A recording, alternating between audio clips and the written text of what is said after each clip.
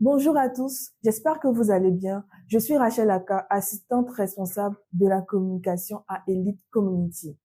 Merci de nous suivre, merci de vous connectés à ce puissant message. Et pour toutes les nouvelles personnes qui viennent de se connecter, nous vous invitons à vous abonner à la page YouTube Elite Community et à activer la cloche de notification qui s'affiche là maintenant. Nous vous souhaitons un magnifique moment dans la présence du Saint-Esprit et que ce message vous fasse du bien. Que Dieu vous bénisse. Nous voulons, Flo, ce soir, c'est une atmosphère, si je peux le dire ainsi, comme je dis, de progression. Dieu ne veut pas que, en tant que ses enfants, vous savez, souvent j'ai ce fardeau-là. Disons que nous sommes enfants de Dieu. Écoutez très bien ce que je vais dire. Je vais préciser 2-3 trucs. Vous savez, être enfant de Dieu, ça veut dire être né de Dieu, oui. Ça veut dire avoir les gènes de Dieu, oui. Ça veut dire que tel il est, tel nous sommes, oui. Mais ça ne veut pas dire que si Dieu décide de te faire passer par des adversités, tu ne dois pas les affronter. Quelqu'un me comprend? Amen. Nous sommes ses enfants, nous sommes à son image, donc nous sommes appelés à dominer parce qu'il règne. En fait, je veux dire quelque chose, mais je veux qu'on soit très clair. Parce que souvent les chrétiens mélangent tout. Amen. Souvent, on a l'impression que oui, Dieu règne, je ne peux jamais échouer. Il y a des échecs qui sont de Dieu. Amen. Parce que ces échecs-là ont pour but de former des choses en toi. Ces échecs-là ont pour but de te bonifier. Vous savez, la finalité de Dieu, vous savez, quand Dieu, par exemple, te dit, je vais te marier, pour Dieu, le plus important, ce n'est pas le fait que tu rentres dans le mariage et puis on te mette bague au doigt. C'est ce que tu deviens au travers du processus par lequel il te fait passer. Dieu est intéressé par nous bâtir, Dieu est intéressé par nous construire, Dieu est intéressé par ce que nous devenons. Satan est celui qui aime donner les choses même à ceux qui ne sont pas prêts de les recevoir. Satan aime donner parce qu'il sait que si on te donne quelque chose pour lequel tu n'as pas été préparé, tu vas le dilapider et ça va finir par te détruire. Mais Dieu t'aime tellement qu'il ne te donnera jamais une chose sans t'y avoir préparé.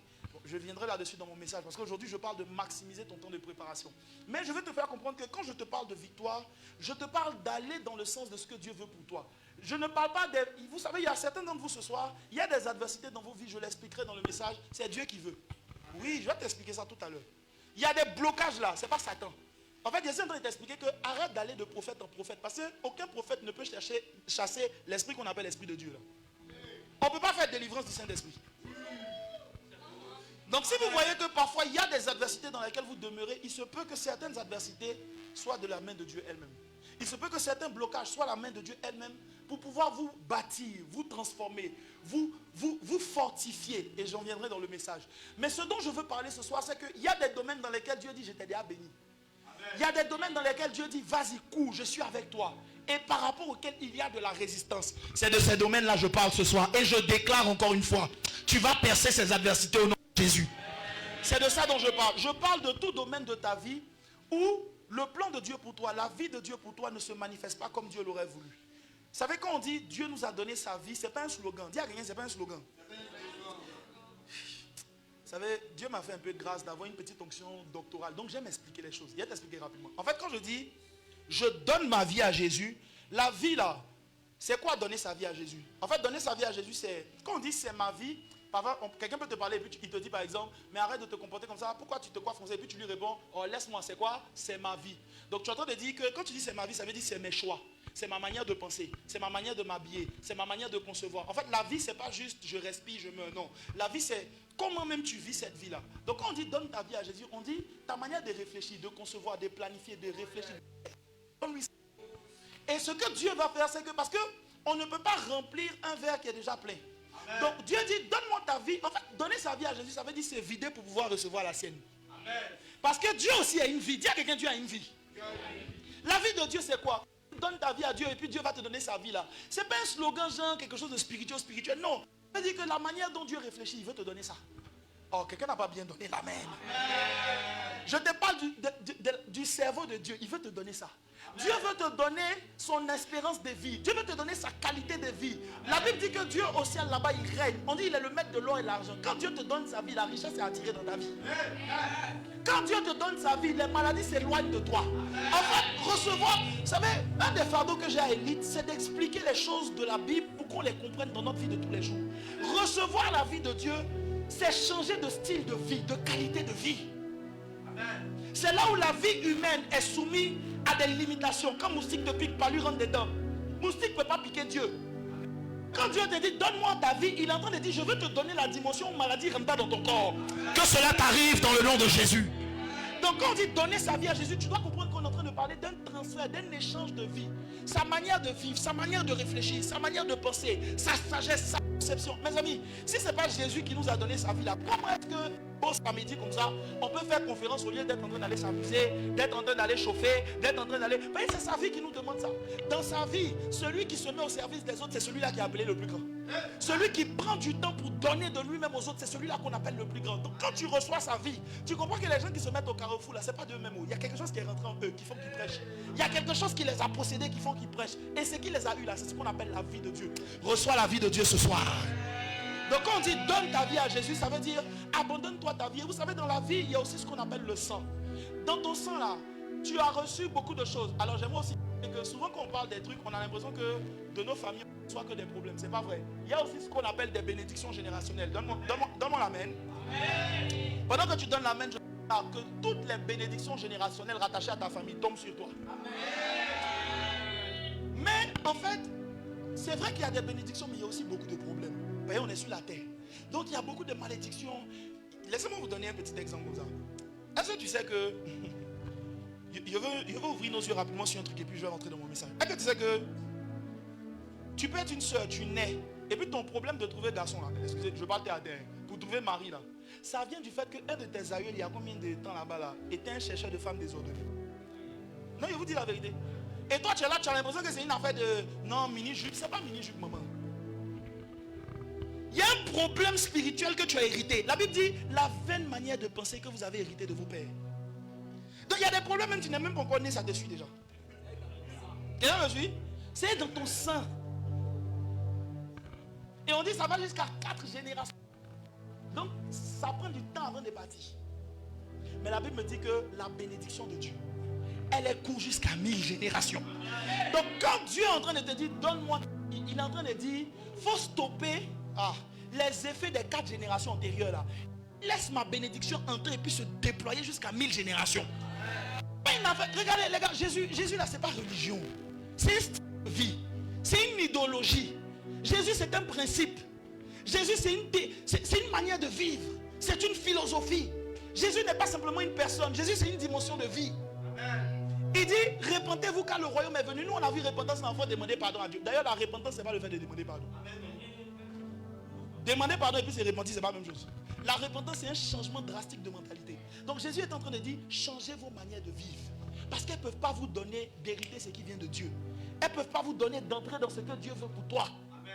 Je suis en train de dire à quelqu'un, quand on te dit de donner ta vie à Jésus, ce n'est pas un slogan. Ce n'est pas propagande spirituelle. Ce n'est pas une religion. C'est un fait de vie. Tu le sens.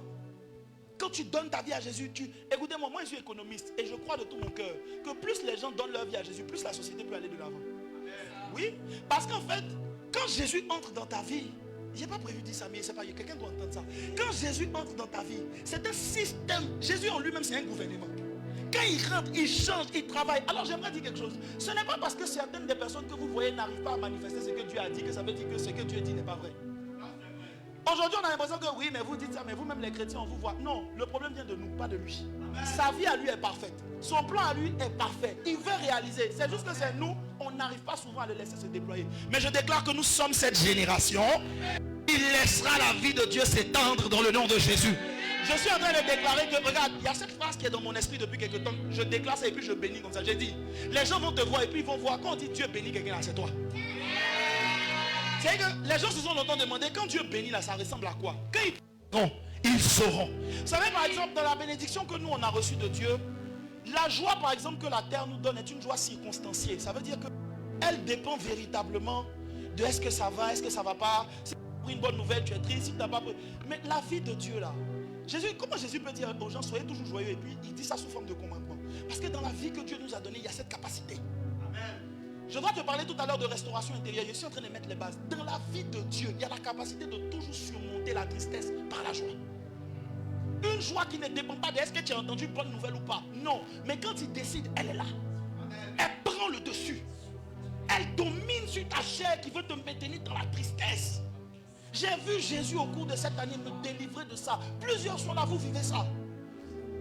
Tu es entouré de mais tu te sens seul. On te couvre d'affection, mais tu te sens seul. Il y a un vide en toi. Ce vide-là a la forme d'un homme qu'on appelle Jésus. Laisse-le entrer. Il va prendre le contrôle et puis il va se déployer. Quand Jésus entre, c'est pas faire des petits prix. Écoutez-moi, quelqu'un qui a vu Dieu, on le voit par le changement de sa vie. La Bible dit que le faible dise je suis fort. Ce n'était pas une déclaration au hasard. Ça veut dire que quand Dieu rentre dans ta vie, là où tu témoignais la faiblesse, ta vie va commencer à témoigner la force. Que le pauvre dit, il ne connaît pas une seule personne qui a donné sa vie sincèrement à Jésus et qui marche vraiment avec lui, qui a commencé avec peu de moyens et qui ne finit pas dans la l'abondance. Il ne connaît pas. Il ne croit pas en ça même. Quand la vie de Dieu, elle vient progressivement, elle vient doucement, elle vient palier par palier, elle vient de niveau. Le problème de beaucoup de nous aussi, on veut des choses, mais on ne connaît pas le mode d'emploi du ciel. On veut exiger à Dieu de faire des choses qu'il n'a pas écrit dans son mode d'emploi. Voilà pourquoi il déclare que ta connaissance de Dieu augmente. Je ne peux pas demander à mon téléphone de faire des choses pour lesquelles il n'a pas été paramétré. De même, tu ne peux pas exiger de Dieu de faire des choses qu'il n'a pas dit qu'il fera. Je peux pousser? J'entends pas bien. Donc la vie de Dieu, c'est ça. Dieu veut nous faire un transfert de vie. Donc quand je te dis que ce soir, tu vas prendre des victoires, ça veut dire que tu seras connecté à cette vie divine et tu vas avancer dans ta vie. Les projets que Dieu a pour toi vont se manifester. Pas pour toi ta gloire, mais pour lui sa gloire. Ça veut dire pour lui ses intérêts. Ça veut dire qu'à cause de lui, il va faire ce qu'il a prévu faire. Donne-moi un mot amen. Alors, le programme dernier, on a parlé de quitter pour posséder. Quelqu'un dit avec moi quitter pour posséder. Qui s'en souvient? Si tu t'en souviens, fais comme ça. Alléluia. Voilà, il y avait quand même quelques personnes dans la salle. Et rapidement, on a dit quoi sur quitter pour posséder? En un mot, on a dit quand même des choses assez particulières. Dieu nous a dit comme ça que Dieu t'appelle tel que tu es, mais tu ne domineras pas tel que tu es. Ça veut dire qu'entre le temps où Dieu t'appelle, viens Anne-Marie. Entre le temps, donc ça c'est la sœur Anne-Marie. Dieu dit, tu es fier. Donc Dieu te prend tel que tu es. Mais où tu vas régner là, c'est devant. Donc entre ici et puis là-bas, tu vas devenir une autre personne. Il va te changer, il va te travailler, il va faire quelqu'un d'autre de toi. Quelqu'un comprend ce que je suis en train de dire? Donc Dieu prend tout le monde tel qu'il est. Tu parles mal, oh viens. Tu insultes les gens, oh viens. Tu es malade, oh viens. Tu as des défis, oh viens. Dieu appelle tout le monde. Mais d'ici ce qu'il va te faire régner là, il aura opéré un travail en toi. Mais pour que Dieu puisse, tu peux t'asseoir. Pour que Dieu puisse opérer ce travail, il y a une chose que tu dois être capable de faire. Tu dois être capable de quitter. Quelqu'un dit avec moi quitter. Alors qu'est-ce qu'on doit quitter? On a parlé de 3 dimensions. On a dit il y a la dimension, on voit ça dans le livre d'Abraham. Je ne vais pas lire parce que je vais aller vite. La Bible dit, Dieu dit à Abraham, quitte ton pays, quitte ta patrie, quitte la maison de ton père pour un pays que je te montrerai. Donc Dieu dit à Abraham, en fait quand on te dit quitte pour un pays que je te montrerai, Dieu est en train de dire à Abraham que là où tu es là, ce n'est pas ma volonté pour toi.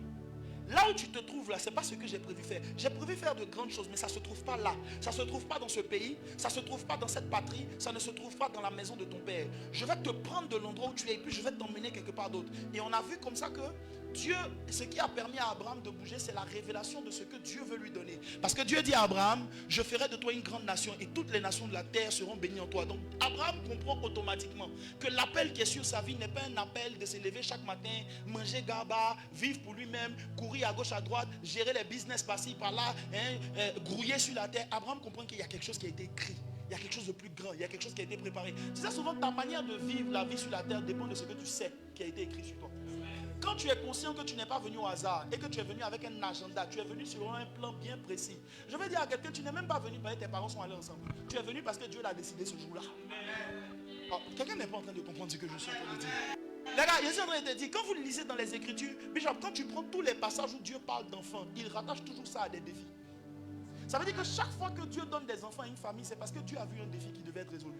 Chacun d'entre nous qui sommes ici, nous sommes des solutions.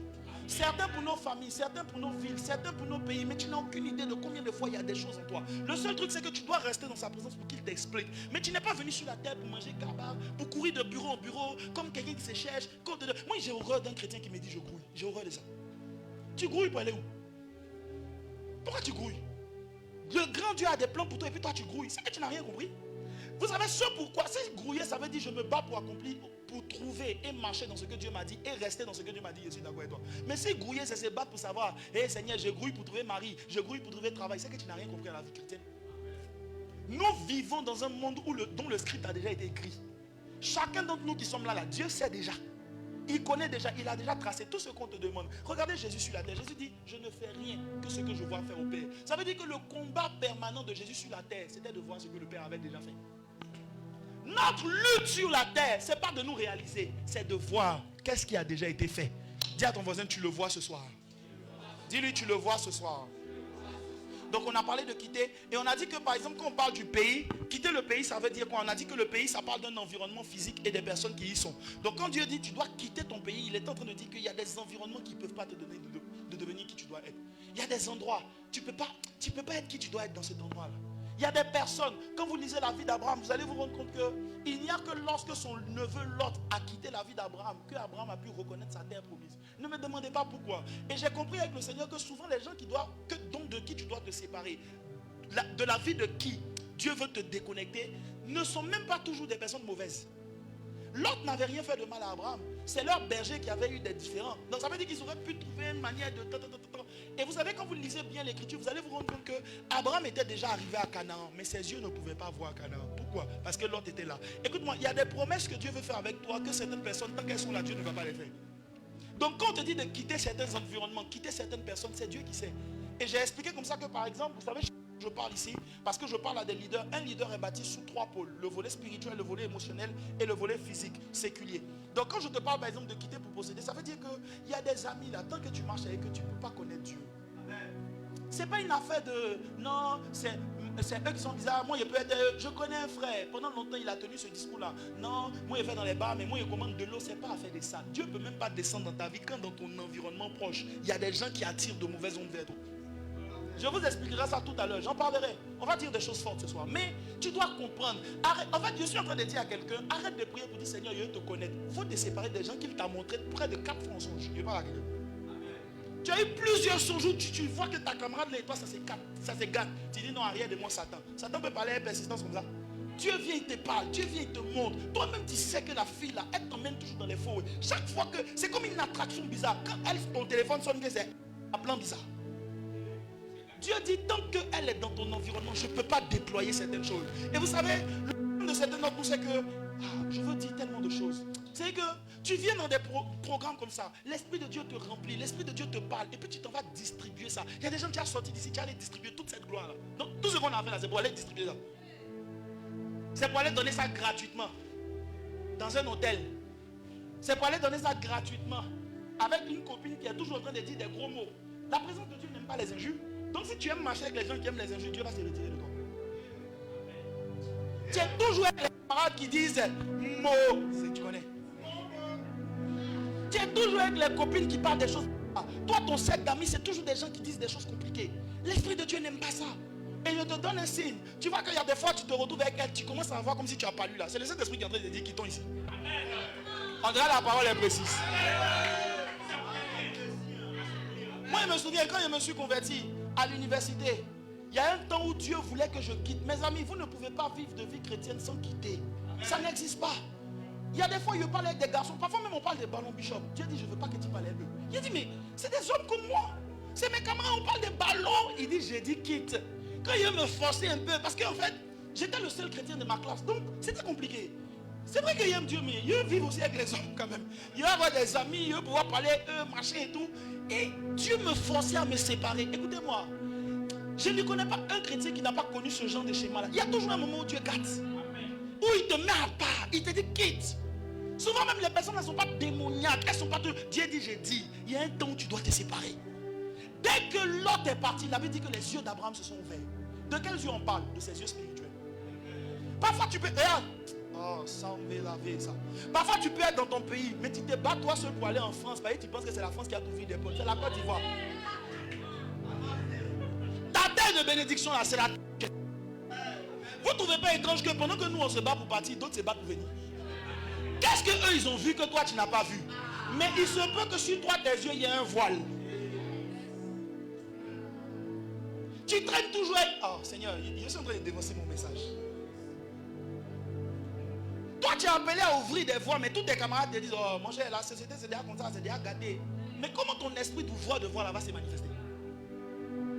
Tu es quelqu'un, Dieu t'a donné, tu as des rêves bizarres. Toi, tu sens que tu peux percer, tu peux ouvrir de nouvelles voies. C'est ce que Dieu t'a donné, mais tu marches toujours avec des gens qui eux-mêmes ne se retrouvent pas. Quand tu commences, oh, toi, la James, ça, non, va là-bas, va là-bas. On tue toujours dans l'œuf. Donc, pour finir, tu te trouves peut-être que c'est moi, il aime trop ça et tout. Et puis, tu tues ce que Dieu t'a donné. Tu vois comment tu es insensé? Tu tues ta spécificité avec des gens qui ne peuvent pas te comprendre. Parce que tu aimes trop amitié. C'est pour ça que le deuxième point parlait de la patrie. La patrie, ce n'est pas un endroit physique, mais c'est un attachement émotionnel. Il y a des gens, vous êtes trop attachés à certaines choses. Mon frère, tu es trop attaché à foutu banane. Ta femme ne va pas préparer ça. Toi, pour toi, un mariage est un mariage béni lorsque la femme sait faire du foutu. Tu es trop attaché à ta culture baoulée. Est-ce que je suis en train de dire que foutu, manger foutu, c'est pas mauvais? Non, mais je suis en train de dire que... Attendez, écoutez-moi les gars, écoutez-moi. Je veux dire des choses qui vont vous aider. Je veux parler. Écoutez-moi. Je peux pousser non? Non, bah, il a dit des choses fortes. Bon, il y a ça que tu m'aimes déjà, donc il a parlé. C'est limite animal de vouloir rester dans une seule forme alors que Dieu t'a fait homme. Ça veut dire qu'il t'a donné une capacité de sortir des barrières fixées. C'est les animaux qui ne peuvent pas, même les animaux même s'adaptent. Donc c'est un instinct animal en toi qui fait que si elle ne prépare pas foutu, je ne peux pas. Est-ce que tu comprends ce que tu dis? La folie de ce que tu es en train de dire. Tu es en train de dire qu'une femme de destinée, tu vas la boire parce qu'elle ne sait pas piler foutu. Ça veut dire que toi-même tu ne comprends pas l'importance de ce qu'on appelle le mariage. Et ça c'est animal. C'est le côté animal en toi. C'est pour ça que Dieu nous appelle à être des hommes spirituels. L'homme spirituel s'adapte. J'ai écouté un truc d'un homme de Dieu récemment qui enseignait. Le plus important, ce n'est pas de se ressembler. C'est la proportion. Dr. Miles Monroe. Il dit, quand vous voulez marier quelqu'un, ne regardez pas d'abord est-ce que vous avez les mêmes trucs en commun. Ce n'est pas toujours important. Il dit, c'est à quel point vous êtes, en anglais on dit willing, à quel point vous êtes prêt, vous désirez vous adapter. Parce que l'homme spirituel, la Bible dit, il va. On ne sait où va. Un homme, écoutez-moi, l'homme spirituel, sa caractéristique, c'est que tu ne peux pas le mettre dans une boîte. Tu ne peux pas le mettre dans une cage. Une femme spirituelle, tu ne peux pas la prédire pour dire, regardez, si vous restez charnel, on va vous détruire. Parce qu'on sait que toi là, si on touche tel bouton, tu t'énerves. Donc chaque fois qu'on veut te voler des choses, je suis en train de parler de quelque chose de sérieux. Il y a des gens ici, chaque fois que Dieu t'envoie des colis spirituels, tu as prié, tu es allé dans la veillée, on a téléchargé. Au moment où tu devais recevoir, ils ont appuyé sur le bouton là. Parce que on te maîtrise. Tu es comme, excuse-moi, animal. On sait que si on fait ça, la chien, il aboie. Toi aussi, on sait que quand on te pique là aussi, tu... Alors que l'homme spirituel a la capacité de changer. A la capacité de s'adapter. Hier, tu le connaissais colérique, aujourd'hui, il n'est plus comme ça. Hier, tu pouvais le bloquer ici, demain, il n'est plus comme ça. Il n'est pas attrapable, il n'est pas limitable. Il est comme le vent. Entre dans cette dimension au nom de Jésus. Ce n'est pas de la faiblesse, c'est de la spiritualité. L'homme spirituel s'adapte. L'homme spirituel s'adapte. La nouvelle créature que nous sommes en Jésus, là, Dieu nous a donné la capacité de pouvoir nous adapter. De pouvoir nous fondre. Quel que soit le territoire où tu vas, tu peux réussir. Donne-moi l'amen. Dans les 12 bénédictions, il dit quel que soit où tu vas, tu as poussé. Mais souvent, c'est nous-mêmes. Tu vois, tu es trop attaché à ta manière de faire. Toi, quand les choses ne se passent pas comme ça, c'est que ce n'est pas Dieu. Qui t'a dit ça? La Bible parle de la sagesse infiniment variée de Dieu. Ça veut dire qu'il y a une facette de Dieu qu'il se peut que tu n'aies pas vue. Il y a des gens, quand les choses sortent de votre... Il peut parler. Il y a des gens ici, c'est comme si... Quand les choses sortent du canevas de ce que tu maîtrises, tu rentres dans une forme d'insécurité et tu rejettes ça automatiquement que c'est pas Dieu. Ça aussi c'est animal. L'homme spirituel, son essence c'est de sonder les choses. La première des choses que l'homme spirituel cherche à faire, c'est de sonder. C'est-à-dire que quand quelque chose de nouveau vient dans son environnement, il n'est pas pressé de dire, ça là c'est quoi? Moi Dieu m'a jamais parlé comme ça, donc Dieu là il n'a qu'à avoir une seule manière de parler. Il commence d'abord par sonder. Il commence d'abord par checker. Il commence d'abord par chercher quelle est l'essence de ce qui est en train de venir. Vous savez, écoutez-moi, ce que je vous dis là est très sérieux. L'église primitive a failli rater le réveil parce que Pierre ne voulait pas manger animal qu'il dit que Dieu lui-même dit que c'est impur. Tu peux comprendre ça? Et que Dieu, ton Dieu, vient te voir, il dit mange ça. Et puis Pierre dit ne m'oblige pas à me souiller. Donc tu es en train de dire que Dieu peut te souiller. Et souvent c'est ce que nous faisons. Souvent Dieu te dit va faire telle chose. Tu dis non, moi j'aime pas trop les gens qui parlent comme ça. Donc parce que la personne parle comme ça, tu ne vas pas là-bas. Tu es animal. Tu es animal. On peut te maîtriser. Il suffit simplement qu'on te donne une patronne compliquée. Tu sors de ton boulot. Mais quand tu es comme ça, Satan peut te pianoter facilement. L'homme spirituel, c'est celui-là, quel que soit l'environnement où tu vas, il prospère. Tu mets quelqu'un de difficile, il prospère. Regardez Daniel dans les différents royaumes. Daniel a été sous près de 4 royaumes. Quand il dit ça, ça ne dit rien. Ça veut dire qu'on parle de quelqu'un qui a été sous près de 4 gouvernements. Donc si on doit ramener ça dans notre pays, il était là. Tu vois que c'est compliqué, non? Parce que chacun vient avec sa gamme. Et souvent, d'autres viennent avec l'esprit de ce que l'autre a fait, on casse tout. Donc, ça veut dire que le premier travail, même c'est qu'on vit tout ce même qu'il a employé. Daniel est resté parmi les 4 parce qu'il savait à chaque fois s'adapter. Il savait flow, il savait move. Deviens un homme spirituel. Deviens une femme spirituelle. Alléluia. Sois spirituel. Ne sois pas le genre de personne, l'enfer te regarde et puis on dit, oh, elle a laissé là. Regardez, mon pasteur dit ça souvent et je sais qu'il a raison. Il y a des gens, souvent Satan même ne vient pas t'attaquer lui-même. Il dit, oh, laissez celle-là. On sait que, tu pries pour avoir travail. Et puis quand on te donne travail, tu es le premier à 15 heures, tu as arrêté tes affaires. Tu as te détruit toi seul. Satan n'a pas besoin de venir rentrer dans tes histoires. Donc quand on dit de quitter là, il y a des attitudes que tu dois quitter. Tu es trop paresseux, quitte. La dernière fois, on a parlé de l'importance de ceux qui aimaient beaucoup dormir. Tu dors trop. On ne peut pas vouloir enfanter. Regarde, en fait, c'est ce que je dis. Les gars, le jour où je me suis assis et puis j'ai réfléchi à tout, c'est que j'ai commencé à lister tout ce que Dieu m'a demandé de faire. J'ai compris que 24 heures, c'est petit en fait. L'homme spirituel, lorsqu'il a mesuré ce à quoi Dieu l'appelle, n'aime plus dormir comme ça. Mais c'est comme si même quand il dort, même, on dit un peu dodo, un peu quoi, et la misère te surprendra. Tu ne peux pas dormir comme si tu n'avais pas une destinée sur ta tête. Tu ne peux pas dormir comme si tu n'avais pas des choses à appliquer. Tu ne peux pas dormir comme si Dieu ne veut pas faire des choses avec toi. Tu ne sais pas que tu es appelé à ça. Que Dieu te réveille ce soir. Et enfin, donc tu dois quitter des habitudes. Arrête de dire non, moi ici comme ça. Moi, les gens qui travaillent avec moi, ils savent ça. C'est une phrase que je n'aime pas entendre.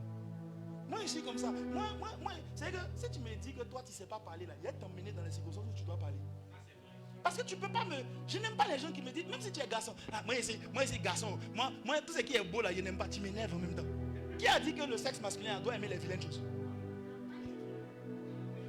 C'est le même Dieu là qui est en nous aussi, qui est dans les femmes. Donc le Dieu de la beauté aussi réside en nous. Mais c'est juste que ta mentalité a été caricaturée. On t'a dit que le garçon il n'aime pas tout ce qui est beau, qui est créatif. C'est faux. Tu peux être un homme et être très créatif. Tu peux être un homme et être très mieux. Souvent même quand les hommes apprennent à bien cuisiner, même, souvent même leur cuisine même là. Ou bien les soeurs. En fait, ce que je suis en train de dire, c'est quoi? Qu'est-ce que je veux que tu retiennes? Dieu veut faire des choses avec toi. Mais ton problème, c'est que tu aimes trop ta forme. Voilà pourquoi dans la Bible, il dit, ne vous conformez pas. Et vous savez, je veux t'aider par rapport à quelque chose. Quand on dit ne te conforme pas au siècle présent, ce n'est pas toujours par rapport au monde. Ta version de ce siècle-là, il ne faut pas te conformer à ça. Si on regarde que le Daniel de 2018, c'est le Daniel de 2024 qui a un problème. Se conformer au siècle présent, ça veut dire que la forme que tu as en 2018, en 2024, dans 2 ans, tu ne dois plus être la même personne. Depuis 5 ans, tu as les mêmes problèmes, les mêmes limitations. Et quand on te demande, je suis comme ça, mais comment Dieu peut accomplir une destinée avec toi? Amen. Regardez la caractéristique des gens que Dieu prend. Il les emmène au cours de route à apprendre des choses qu'ils ne connaissaient pas. Comment Joseph arrive esclave dans un pays de berger? Il n'était même pas, oui, de berger. Et puis de celui qui emmenait la nourriture, il devient premier ministre. Toi, tu lis l'histoire, tu vois ça, Dieu a opéré miracle. Les gars, sortons de la mentalité de téné. Ça veut dire que les choses vont se faire comme ça. Les choses vont se faire d'un coup comme ça. Abracadabra. Écoutez-moi, quand vous lisez la Bible, vous devez être capable de lire ce que la Bible ne vous a pas dit. Ça veut dire que quand, pour devenir ce que Joseph était là, Joseph est allé à l'école. Joseph s'est formé. Le truc c'est qu'il n'a peut-être pas fait l'école comme toi tu comprends l'université. Mais chaque domaine où moi je suis celui qui croit que regardez bien l'histoire de Joseph. Quand Joseph arrive, il vient d'abord comme esclave dans la maison de Potiphar, qui est le bras droit de Pharaon. Ça veut dire qu'il apprend près d'une première coupe. Ensuite il va en prison. C'est vrai que dans la prison il y avait des serviteurs du roi. On nous parle de l'échanson, du panetier. Mais la prison, c'est aussi l'endroit où il y avait peut-être des gens bizarres. Donc pendant qu'il était en prison là, Joseph a aussi appris comment les gens d'une classe plus basse se comportent. Qu'est-ce qu'ils mangent? Qu'est-ce qu'ils ne mangent pas? Parce qu'à un moment donné, c'est lui qui administrait la prison. Donc ça veut dire que Joseph s'est formé. Joseph n'a pas gardé la même forme. Le même Joseph. Pourquoi ses frères ne l'ont pas reconnu? Même son teint a changé. Mais quelqu'un qui a connu pendant des années, même s'il grandit, visage c'est visage, tu reconnais le visage des papas au travers de Joseph. Mais ils viennent, ils ne le reconnaissent pas. Ça veut dire que le Joseph qu'ils ont connu n'est plus le même. S'il était timide, il est devenu robuste. Toi, depuis des années, quand on te dit de faire des choses, mais moi, ici, timide. Donc, on n'a qu'à rester timide là toute ta vie. Et quand on veut te bouger un peu pour te dire, sors de ta timidité, soit tu fuis, soit tu pleures. Moi, je n'aime pas les gens comme ça. Non, j'aime pas ça. Je peux comprendre que tu es faible, mais quand on veut t'aider à sortir de la faiblesse, aime ça. La Bible aime les conducteurs qui sont durs. Il faut aimer les gens qui te font sortir de ta coquille. Parce que tu ne peux pas accomplir des grandes choses si tu restes. On te touche ici, on te touche là, moi, mon meni, tu nous fatigues. La destinée que Dieu a mise en toi est en danger. Pourquoi? Parce que tu n'acceptes pas d'être remodelé. Est-ce que vous savez qu'on a beau annoncer, oui, futur Afrique, l'Afrique machin et tout, mais si les hommes de ce siècle ne changent pas leur mentalité, on est dans un problème. Parfois tu penses encore comme tes parents pensaient. En tant que tu dis, tu es un homme renouvelé par l'Esprit de Dieu. Les mêmes limites qu'ils avaient, tu as les mêmes limites. En tout cas, moi, femme, cette expression même m'énerve. Comment on peut parler d'un être qui est ton égal et puis tu dis, femme même, elles sont comme ça même. Eh, femme même. Je peux dire ça souvent pour rire, mais je veux dire, l'expression même est péjorative. Moi, femme ne parle pas comme ça. C'est qui te parle, moi? Ta phrase montre même du mépris pour le sexe en face. Et pourtant, tu pries tous les jours, tu te prosternes, tu dis, tu es un homme selon le cœur de Dieu. Tu as les mêmes limites que tes pères. Là où ils ne considéraient pas la femme, tu ne la considères pas aussi. Beaucoup de chrétiens, vous êtes là, les gars, soyez humbles. La vérité, quand tu réfléchis bien, tu es d'accord que ton camarade garçon te dit c'est belle, mais c'est comme si quand c'est une femme qui te parle, il y a quelque chose qui te brûle, tu es orgueilleux. Quelque part, tu ne supportes pas qu'une femme puisse te commander. Il y a des garçons même qui ne supportent pas que les femmes soient au-dessus d'elle. Quand on dit une femme va te commander, ça te fait mal. C'est comme si ça te pique. Si c'était un homme qui te disait, fais ça, tu allais dire oui, chef. Mais dès qu'elle te dit, c'est comme si elle vient sa petite forme, son petit truc, et puis elle dit, fais ça. Ton cœur est chaud en même temps. Non, je vous dis la vérité, c'est des limitations. On ne peut pas parler d'une nouvelle génération si on ne commence pas à briser des choses qui, dans cette génération, ressemblent aux anciennes. Ressemblent aux anciennes. Les soeurs aussi, il y a pour vous.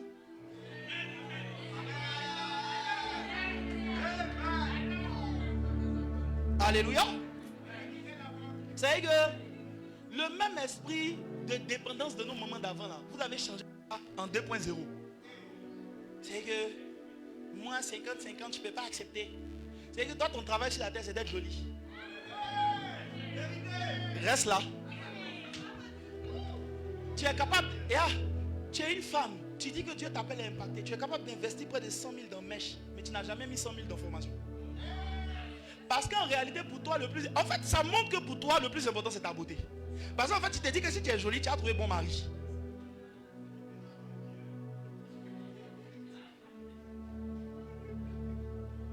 Je peux pousser encore un peu. Tu n'es en rien différente. En fait, vous savez, souvent on juge des choses, mais on fait les mêmes choses. Tu n'es pas différente en fait. Parce que si tu étais différente, tu allais commencer à te dire que je ne vais pas attendre un homme pour me prendre en charge. La dernière fois, je faisais ce constat. Les gars, moi, je sens qu'il y a des... Ma soeur Diane est là. On peut acclamer pour la servante de Dieu.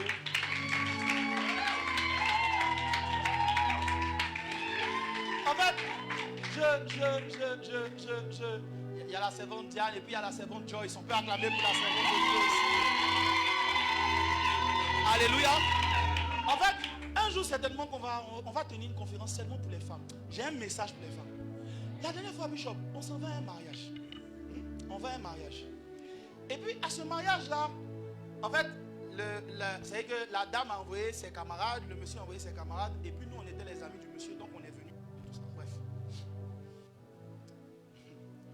J'ai dit des choses subtiles, mais comprenez-moi. Vous savez, quand quelqu'un a une grâce apostolique, il touche des points subtils. Il faut les comprendre. On est ensemble, mais on ne se connaît pas. Je ne sais pas si je comprends. Il n'y a pas sans nous. Nous, on se lève, on s'en va payer nos jus, on boit, elle nous regarde et elle nous dit, hé, pourquoi vous faites ça? Mais vous avez payé la web pour nous. Je te connais. Mais en fait, je t'assure que Bishop, le jour où elle a fait ça, ça m'a attristé. Parce que j'ai compris que dans sa tête, parce qu'elle est femme, on doit l'aider. Je ne sais pas si tu comprends le truc. Parce qu'elle est femme, on doit lui donner des choses.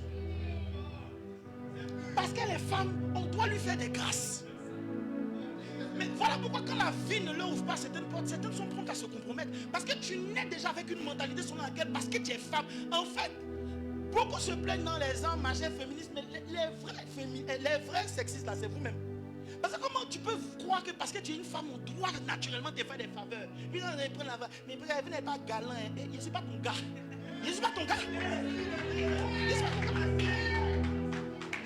Un autre jour, une autre de mes filles parlait, et puis elle dit, il a donné 2 exemples. Il va vous délivrer de quelque chose. Bref, la personne en question, C'est qu'elle partait résoudre une situation de gourmet. Mais un gourmet où les gars devaient se laisser. Ils n'étaient même plus ensemble. D'accord? Suivez bien. Les gars n'étaient plus ensemble. Donc ils partaient se parler, genre, tu vois, non, genre, ok, c'est pas la guerre, machin. Sa camarade qui lui dit, hey Jésus, aide-nous. Sa camarade qui lui dit, va en retard. Il faut que tu te fasses désirer. Quand elle m'a dit ça, il dit, mais quelqu'un qui te chassé. Si tu te fais désirer, mais tu augmentes ton problème. Lui, il est là, il vient à l'heure, toi tu es fait mal. Il n'y a pas plus désintéressé que garçon qui t'aime pas. Il te donne l'heure, au bout de 10 minutes, il n'est pas là, il pose ses affaires, il s'en va. Viens à l'heure, honore le truc, montre que tu es une femme digne. Mais tu non, elle lui dit non, fais-toi belle, machin, et il n'a qu'à attendre. C'est quel conseil ça là? Que non, tu es une princesse. Ok. Je vais encore parler d'autres choses, s'il vous plaît. Laissez-moi encore avancer. Les soeurs, je sais, vous payez, vous aime. Donnez-moi un bon amen. Il y en a, on ne peut plus te parler parce que, comme tu as été blessé par le passé, écoutez-moi, je veux dire une chose. Vous qui postez souvent les choses comme, si quelqu'un t'a laissé, c'est qu'il ne te mérite pas là. Parfois, il t'a laissé, mais il te mérite. Souvent, on n'a pas l'humilité de reconnaître que dans la relation à Jésaïe. Mais on se dit que non, si celui qui va t'aimer va te prendre comme tu es, à quel prix? L'homme qui est capable de faire des sacrifices pour toi, c'est parce qu'il a entendu Dieu. C'est pas parce que tu es trop belle. Je ne sais pas si on se comprend. C'est parce qu'il a entendu Dieu. Donc il est capable, par la force que Dieu lui donne, de fermer les yeux sur les défis que tu as. Ça ne veut pas dire que tu es bien, tu es princesse. Arrête ça. Travaille sur toi. On ne peut plus te parler. Non, de toute façon tu es une princesse, princess treatment, c'est nous on doit ceci. Je vous disais la dernière fois que quand vous lisez dans la Bible, on dit que la femme est laide. Mais j'ai l'impression que celle qui doit être laide aujourd'hui est devenue la nécessiteuse. La femme dans la pensée de Dieu est la protection de son homme. On dit elle est la côte. Ça veut dire que dans la pensée de Dieu, une femme n'est pas faible. Il y a des choses même que les hommes ne peuvent pas supporter, qu'une femme peut supporter. Mais la société est en train de nous gâter. Mais j'annonce le réveil d'une nouvelle génération. Aujourd'hui, même dans la pensée de Dieu, quand une femme doit servir Dieu, moi ça me fatigue. Quand une femme doit servir Dieu, c'est pour faire quoi? C'est parce qu'elle a trop fait le ministère, elle est chante. Alléluia. On dit, tu veux faire quoi dans la maison? Et Dieu, moi, je sens que je dois chanter. Tu mens, tu sens rien. Tu veux prendre le micro. Tu veux prendre les trucs. Pourquoi tu ne sens jamais que tu dois faire commando? Pourquoi tu ne sens jamais que les gens qui tombent là, tu dois te mettre derrière aussi? Non, parce qu'il y a quelque chose qui te dit en toi que, et j'entends souvent des femmes dire ça, mais moi je suis faible. Voilà pourquoi tu prospères pas. Parce que la vision que Dieu dit de toi et ce que tu dis de toi-même n'est pas aligné. Dieu dit que la femme est forte. Il dit c'est une aisance, une aide. C'est une aide. Pour aider quelqu'un, il faut toi-même être costaud. Tu ne peux pas aider quelqu'un si tu ne peux pas au moins le supporter lui. Ça veut dire que tu as un coffre en toi. Mais les choses de la société t'emmènent à vouloir te rendre faible. Toi-même tu ne travailles pas, tu ne te bats pas dans la vie et puis tu te plains que ta vie n'avance pas. Il vient dire, on n'a qu'à se plaindre à qui? Je vois souvent des vidéos où la go dit, s'il n'a pas voiture, il n'a pas ceci, il n'a pas ça, il ne peut pas sortir. Lui, on dit, toi tu as quoi? Elle dit, mais moi je n'ai rien. Il dit, ah, very good. On verra bien. Bref, c'était la petite lucane pour dire que les femmes sont fortes et vous devez revêtir cette force-là, cette force au nom de Jésus. Et en quittant, donc je parle de quitter. Il y a des raisonnements qu'il faut quitter. Il y a des choses qu'il faut quitter. Amen. Ça, c'est ce qu'on a vu lors du dernier meet and pray. Mais, en réalité, pour posséder, quitter seul ne suffit pas. Eh oui. Vous savez, dans la pédagogie, quand on nous enseigne les choses à l'école, on commence par te dire qu'une chose est impossible. Et puis tu dis d'accord. On dit on ne peut pas faire addition de nombres positifs et puis négatifs. Tu dis d'accord. À un moment donné, on te dit, ah ben on t'a blagué, on peut faire. C'est la même chose. J'ai commencé par vous dire qu'il faut quitter pour posséder. J'ai prêché. Mais je suis venu te dire ce soir que quitter seul ne suffit pas. Et je vais vous donner un exemple de choses que nous tous on fait souvent, que les chrétiens font souvent, et qui fait que nos vies parfois n'avancent pas. Vous savez, il n'y a pas un domaine où les chrétiens, de manière générale, sont calés comme délivrance. Prière de combat spirituel. Ah non. Toutes sortes de mots. Et je fracasse. Et je taillade. Et je brise. Et je... Tout. Et puis quand la personne finit, elle dit amen. Et puis elle s'en va. Elle est convaincue qu'elle a tué comme ça. Maintenant le ciel te regarde et puis on dit, bon, tu as taillé là, tu as planté quoi? On est fort pour tailler. Mais on ne sait pas que quand tu tailles, il faut planter. On est fort pour arracher. En fait, j'ai compris que beaucoup d'entre nous pensent que, écoute-moi, beaucoup d'entre nous pensent que quand je chasse l'esprit de colère, je deviens doux. C'est faux. Le contraire de chasser l'esprit n'est pas être coléreuse. Ça ne veut pas dire douce. Donc quitter ne te fait pas posséder. Entre le quitter et le posséder, il y a un temps de préparation. Et j'ai même compris qu'en réalité, ce qui permet l'écrasement définitif des choses de Dieu, quand Dieu veut faire une vraie délivrance dans la vie de quelqu'un là, il ne se concentre pas seulement sur tailler Satan, il se concentre sur bâtir pour Dieu. Dieu prend Gédéon, il lui dit va renverser l'autel qui est dans la maison de ton père. Le gars fait tout ça et puis à la fin il dit bâtis maintenant l'autel. Ça veut dire que dans la pensée de Dieu, ce qui écrase définitivement Satan, ce n'est pas le fait que tu dis sors Satan, c'est le fait que tu bâtisses pour Dieu. Tu as bâti quoi pour Dieu quand tu as fini de chasser? Quand tu as fini de tailler? Et Dieu me donnait une belle image. Prends un terrain, vide-le de ses herbes. Tu vas voir que si tu ne fais rien dessus, ça va repousser. Quel que soit le temps que ça va repousser. Voilà comment certaines attaques reviennent sans cesse dans la vie des gens. Aujourd'hui, on chasse l'esprit des eaux. Mais tu ne bâtis pas ce qu'il faut pour que l'esprit des eaux ne revienne pas. Donc ce qui se passe, c'est que quoi? Prochaine veillée, tu es dedans encore. Et tu es dedans encore. Et tu es dedans. Et toi là même, tu nous demandes, mais pourquoi toujours? Nous-mêmes, on te demande pourquoi toujours? On est fatigué de le chasser. Mais le problème, c'est que tu vas de chasser en chasser. Mais tu ne bâtis jamais rien. Quand tu chasses l'esprit des eaux, il y a quelque chose que tu dois bâtir pour qu'il ne vienne plus. Jésus l'a dit. Jésus dit quand un esprit mauvais est chassé, il s'en va par des lieux arides. Et puis à un moment donné, il cherche à revenir. Et s'il voit que la maison est vide, il s'en va devenir encore plus fort. Ça veut dire que parfois même, il vaut mieux ne pas faire délivrance de certaines personnes. Si tu sais que la personne ne va pas t'écouter, il faut dire c'est bon, on se reprend une prochaine fois. Et tu as lui créé des ennuis. Quelqu'un me donne l'amen? Donc on doit avoir la mentalité de bâtir. Ça veut dire que quitter. En fait, pourquoi Dieu nous dit de quitter?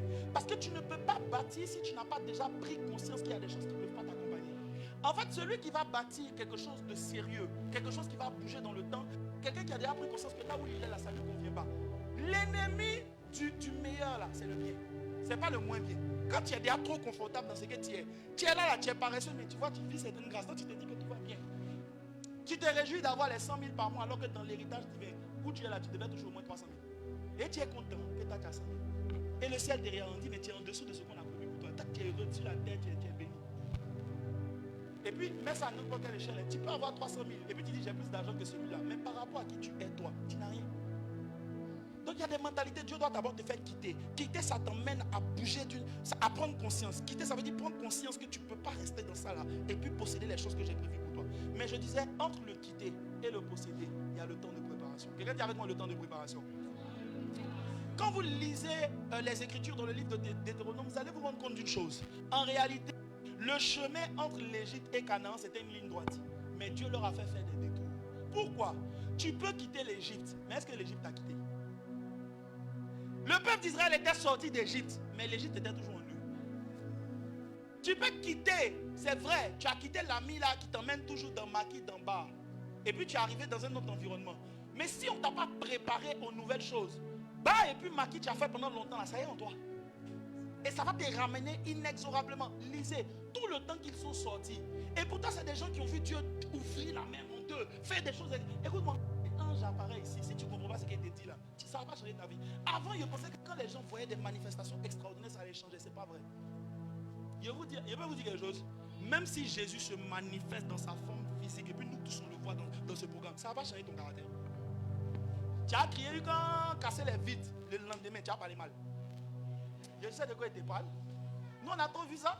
D'ailleurs, dans nous-mêmes, nos vies, c'est sous quelle onction on n'a pas été. Oh, la gloire de Dieu est là. Le lendemain, parfois même juste après le courant, tu fais par là avec ta chair. Ton cœur est chaud. Il y a un truc qui t'énerve, tu t'énerves. Et puis toi, tu dis, mais c'est pas moi qui étais dans la gloire là. Ça marche. Quand tu sors de la gloire, tu dois travailler ton cœur. Donc, il y a un temps de préparation. Entre quitter et posséder, il y a un temps de préparation. Et ce temps de préparation-là, c'est ce qu'on appelle croître et se fortifier. Quelqu'un peut acclamer le Seigneur. Alors, ce soir, je veux te parler, selon le thème, je veux te parler de comment tu maximises ton temps de préparation. Ramenez ça à tout. Que ce soit dans ta vie avec Dieu. C'est-à-dire qu'il y a un temps où Dieu doit te préparer. Vous savez, la dernière fois, je parlais avec un de mes petits là. Je vais vous donner un petit truc. Est-ce que vous savez par exemple que il y a un temps où quand Dieu te parle dans l'intimité, tu ne dois pas dire ça de battre dehors. Ce n'est même pas une question de tu n'as pas le niveau. C'est une question de toute révélation que Dieu te donne doit d'abord rentrer en toi. Quand tu reçois un réma et puis tu cours, tu sors, tu viens de dire je viens de prier, Dieu m'a dit un truc, tu dis, tu as pris la semence qui devait te donner d'être solide, tu as vendu ça. Il peut avancer. Il y a un moment dans ta vie chrétienne, quand tu quittes le péché, tu dois rester avec Dieu et tu dois cacher certaines choses. Ça doit être arrivé. Personne ne savait jusqu'au jour où Goliath est sorti que David là, il tuait le lion et l'ours. Mais nous sommes une génération où Dieu te parle dans l'intimité. Au lieu d'avaler ce qu'il t'a dit, que ça devienne solide. Voilà pourquoi on n'a plus des chrétiens solides. Parce que tu divulgues vite. J'ai prié, puis Dieu m'a dit, puis j'ai vu un ange. Et puis qui t'a dit qu'on t'a dit de dire? La parole là ne s'assoit pas en toi. T'imagines une semence qu'on doit mettre en terre. Au lieu de la mettre en terre, on la jette, on donne ça aux gens. Reste au stade de semence. Voilà pourquoi les vies de plusieurs spirituellement restent au stade de semence. Mais il peut emmener ça dans tous les domaines. Dieu te parle de business. Tu n'as même pas fini de mûrir en toi. Tu as déjà expliqué à tous tes camarades. Tu as tué ton projet. Et en fait, et j'en parlerai tout à l'heure, ce qui te fatigue, c'est que tu veux montrer que toi tu es un gars de vision. Beaucoup de vos statuts, c'est pour montrer que vous êtes important. Que Dieu vous parle. Que Dieu vous dit des choses. Et vous vendez votre héritage. Vous vendez les paroles. Vous vendez les projets. Dieu n'a même pas fini de te dire qu'il va faire une grande entreprise avec toi. Le nom est déjà sur les réseaux. La révélation n'a pas fini de germer en toi, de s'asseoir en toi, de pousser en... Vous pensez qu'une vision qui vient de Dieu naît en un jour? Élite là, c'est pas en 2024 qu'il a pensé à Dieu m'a parlé ça. Voilà ma soeur, les prémices de ça venaient depuis 2018, 2019, 2000 loin là-bas. Ceux qui m'ont vu savent que cet esprit là est en moi il y a longtemps. Mais il fallait qu'ils prennent le temps de maturer. Toi à peine Dieu t'a dit je vais faire telle chose, toutes tes potes sont au courant. Voilà pourquoi le bébé avorte. L'enfant que Dieu te donne avorte. Et il y a un problème dans ton âme qui fait que tu divulgues trop tôt la chose. Tu dis ça trop vite. Et ça n'a pas le temps de pousser des racines. Tu sais quand Dieu te parlait, que tu sais qu'il y a un temps pour que toi-même tu sois convaincu de ce que Dieu te dit. C'est pas parce que Dieu t'a dit que tu crois. Hein. Il peut t'aider. Non, donne-moi l'amen. Le fait que Dieu t'a dit et puis tes deux oreilles ont entendu là, ça ne veut pas dire que toi-même tu crois. Il faut que ça germe. Et pour ça tu dois te taire. Il y a des remarques que Dieu vous donne. Ce n'est pas pour aller exhorter vos camarades. C'est pour vous-même manger. C'est pour vous-même être solide. Tous les domaines, vous pouvez le mettre. Il y a beaucoup d'entre vous, tellement tu as été célibataire pendant longtemps. À peine le frère dit, il n'a même pas dit plaît. Ça a fauté en statut. Le pain et moi. Un bout de son doigt sort. Un bout. Tu sens que les soeurs sont pressées d'exposer qu'elles ont quelqu'un. Si en concurrence, c'est qui? N'expose pas la relation.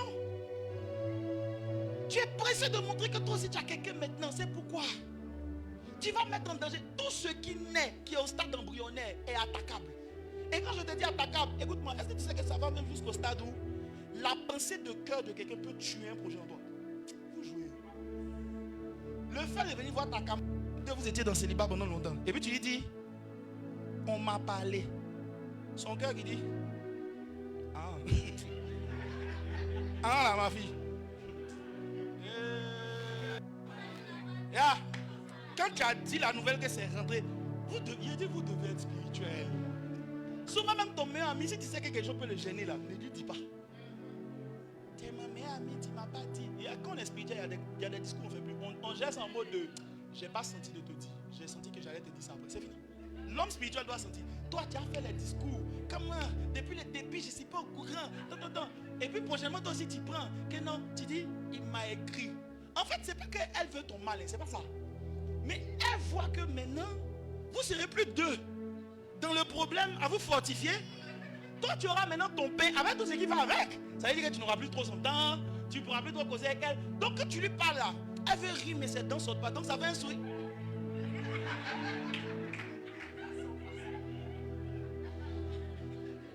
Que si il doit te dire quelque chose, c'est que tu sais pas que dès que tu as dit, il doit te dire quelque chose, son cœur a fait. Elle dit, elle va me dire quoi? C'est pas qu'elle veut son mal, mais il y a un truc en elle-même qui la fatigue. Donc à ce moment donné, elle préserve la relation. Parce que l'âme qui parle là, l'âme c'est un langage. Pourquoi quand quelqu'un te regarde et puis il dit bonjour, tu dis, lui l'anglais il est fâché. Mais il a dit bonjour, c'est un bon mot. Mais c'est que la manière dont ils sont dit, c'est pas bonne chose. Donc préserver les choses. Tu vois, tu dois préserver. Il y a un temps où tu ne dois pas exposer ça. Entre le temps où tu quittes et le temps où tu possèdes, Dieu doit te préparer. Il y a un temps de préparation. Quelqu'un dit avec moi le temps de préparation. Dis encore avec moi le temps de préparation. Ah, je vais aller vite. Je veux qu'on lise un passage rapidement. Alors, dans ce temps de préparation là, qu'est-ce qui qualifie, qu'est-ce qui, je veux dire, est l'élément clé sur lequel Dieu travaille durant le temps de préparation? Galates 4, verset 1. Bon, je ne vais pas le lire, je vais le dire. La Bible dit, aussi longtemps que l'héritier est un enfant. J'ai compris que après l'adversité de Satan, la plus grande adversité à laquelle les enfants de Dieu sont confrontés, c'est la maturité. Les gars, ton manque de maturité peut te bloquer là où Satan ne peut pas te bloquer. Et cette phrase m'a toujours fait. Pourquoi? Ce soir, hier, vous parlez avec mes tripes. Parce que Dieu dit aussi longtemps. Ça veut dire que il faut monter, il faut descendre. Tant que tu ne comprends pas certaines leçons, tu n'auras pas. Et ça me fait peur. Parce que ça veut dire que tout ce qu'on prophétise sur toi, là, si tu ne comprends pas certaines leçons pour changer, ça va rester des intentions de Dieu jusqu'à ce que Jésus revienne. Il peut parler à quelqu'un. Souvent, il y a une qui nous prend, qui nous fait croire que j'ai pris, j'ai là à l'église, j'ai pas, tu mens. On dit aussi longtemps. Ça là, c'est pas fait de jeûne et prière. C'est une question de... Ça veut dire que ce qui sera mis à rude épreuve, c'est ta capacité de grandir. Vous ne me donnez pas les mains quand c'est des sujets comme ça. C'est que je veux insister sur... En fait, je veux que quelqu'un ne sorte pas d'ici en se mentant lui-même. L'amour de Dieu pour toi n'y changera rien aussi longtemps. Le cœur de Dieu, il dépend dans votre temps. Vous savez, Dieu est bizarre dans le sens où les choses de Dieu sont cloisonnées. Le fait que tu vois des anges, ça ne veut pas dire que tu as réussi dans ta vie. C'est deux dimensions différentes. Voir des anges, c'est avoir accès à certains règnes. Mais pour régner sur la terre, il y a une sagesse. Tant que tu n'apprends pas ce qui est de toi, ça ne va pas prendre. Qui t'affiche aucun te dit tu es mon bébé, c'est pas ça là qui compte, c'est la capacité. Regardez, Dieu parle toute la nuit avec moi. Il lui explique sa destinée. Demain matin, il veut tuer le gars. On parle de quoi? Pourquoi? Parce qu'il y a une leçon que le gars n'a pas compris. Ça veut dire que le même Dieu qui t'a parlé hier peut faire avorter ta destinée demain. Les adversités peuvent te... aller chez Dieu. Regarde, donner ta vie à Jésus, c'est pour aller au ciel. Mais ce qu'il t'a promis, tu ne le verras pas si tu ne changes pas. Non, il y a la vérité.